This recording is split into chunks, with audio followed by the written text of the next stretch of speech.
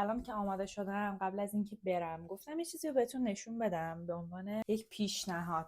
من خیلی وقته، یعنی تقریبا یه 3 سالی میشه که دیگه اصلا به جای کرم پودر از این کرم استفاده میکنم و خیلی ازش راضیم. یه کاور نچرال خیلی خوبی بهم میده و اصلا اون حس سنگینی که باعث بشه نتونم تحمل کنم رو پوستم رو اصلا ندارم باهاش.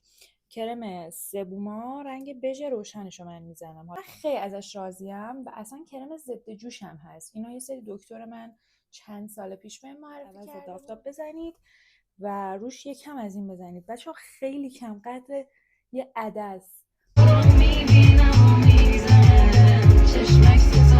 بچه‌ها امروز قراره بریم باشگاه ثبت نام کنیم با هم، مزراب برای ستارم بگیریم که بتونم تمرینمو دوباره شروع کنم. بریم قهوه بگیریم، قهوه خونه تموم شده، گلس گوشیم شکسته و بک کاورم هم له شد.